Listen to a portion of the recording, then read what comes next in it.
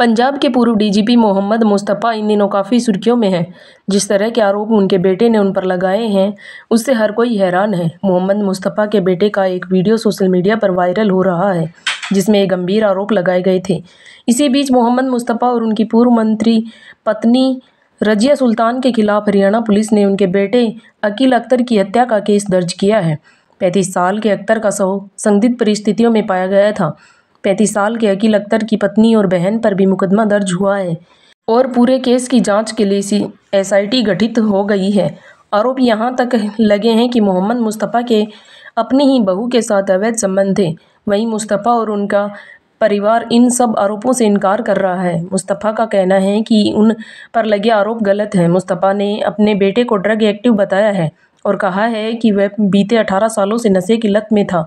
उन्होंने कहा कि नशा ज़रूरत से ज़्यादा करने के चलते मानसिक अवस्था खराब हो गई थी। मुस्तफ़ा का यहाँ तक कहना है कि उसी ड्रग की ओवरडोज के चलते उनके बेटे की मौत हुई है। मुस्तफ़ा ने इंडियन एक्सप्रेस से कहा कि मेरे बेटे ने एक ड्रग्स का इंजेक्शन लिया था जिसकी ओवरडोज हो गई थी। पुलिस की शुरुआती जाँच में भी ये बात निकल कर आई है। हम उसका 2007 से ही नशे का आदी होने के चलते इलाज करा रहे थे, लेकिन वह उभर नहीं पा रहा था। एक बार तो उनके घर में भी आग लगा दी। कई बार बेटे को पीजीआई में भी दिखाया गया था। इस मामले की पंजाब समेत दूसरे राज्यों में भी चर्चा हो रही है। वजह यह है कि Aqeel Akhtar high professional family से था। इसी बीच डीजीपी के बेटे अकील अख्तर की मौत के मामले में गठित एसआईटी प्रमुख एसीपी विक्रम नेहरा ने कहा, टीम फिलहाल पटियाला के एक नशा मुक्ति केंद्र से मृतक के मेडिकल रिकॉर्ड और इलाज का विवरण इकट्ठा कर रही है। वे मृतक के आसपास रहने वाले स्थानीय लोगों के बयान भी दर्ज कर रहे हैं और संबंधित साक्ष्य जुटा रहे हैं। शिकायतकर्ता ने कहा, क्या कुछ सबूत दिए हैं जिन्हें रिकॉर्ड कर लिया गया है। टीम मृतक के सोशल मीडिया अकाउंट की भी जाँच कर रही है। हालांकि वीडियो बनाने के लिए इस्तेमाल किया गया उपकरण अभी तक नहीं मिला है, लेकिन ये सुनिश्चित करने के लिए कि सोशल मीडिया पर प्रसारित वीडियो के साथ छेड़छाड़ नहीं की गई है, उसे फोरेंसिक जांच के लिए हासिल करने के प्रयास किए जा रहे हैं। अख्तर के परिवार को जल्द ही जांच में शामिल किया जाएगा और उन्हें नोटिस जारी किए जा रहे हैं। अभी तक शिकायतकर्ता के साथ कोई राजनीतिक संबंध नहीं पाए गए हैं। शिकायतकर्ता शमसुद्दीन की पृष्ठभूमि तक ज्ञात नहीं है, लेकिन उसके शिकायत के आधार पर उन्हें एक प्रमुख शिकायतकर्ता माना जा रहा है। इस पूरे मामले को लेकर के एसआईटी प्रमुख एसीपी विक्रम नेहरा ने और क्या कुछ कहा है, आप सुनिए खुद उनकी जुबानी। तो एसआईटी गठित हुई है, कोई नया अपडेट अकील अख्तर मौत मामले में अगर सामने आया हो तो कुछ बताना चाहेंगे?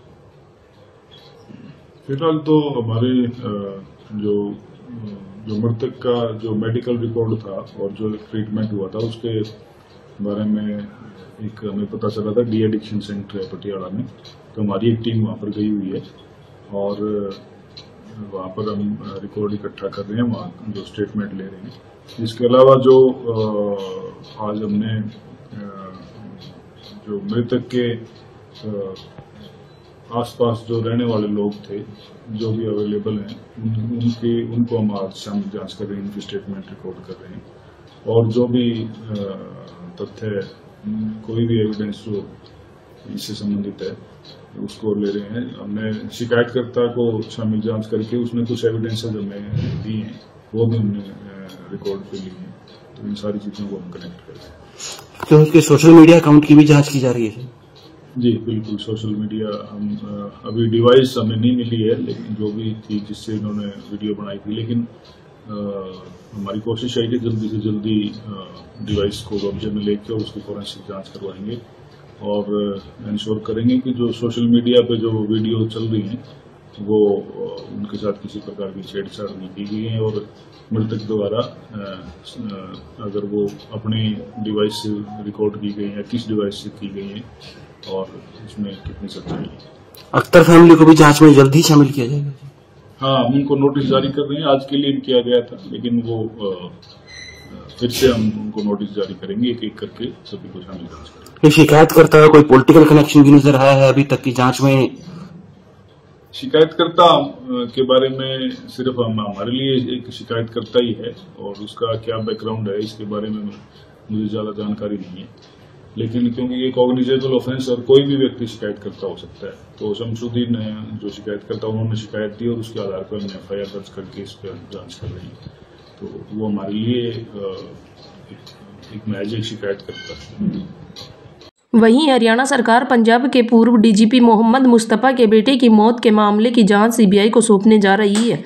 हरियाणा सरकार ने इस संबंध में केंद्र सरकार से चिट्ठी लिखी है। हालांकि पुलिस अधिकारियों के मुताबिक हरियाणा सरकार को इस केस में Delhi special police estimate act को राज्य में लागू करने की इजाज़त के बाद ही मामले की जांच CBI के पास जाएगी।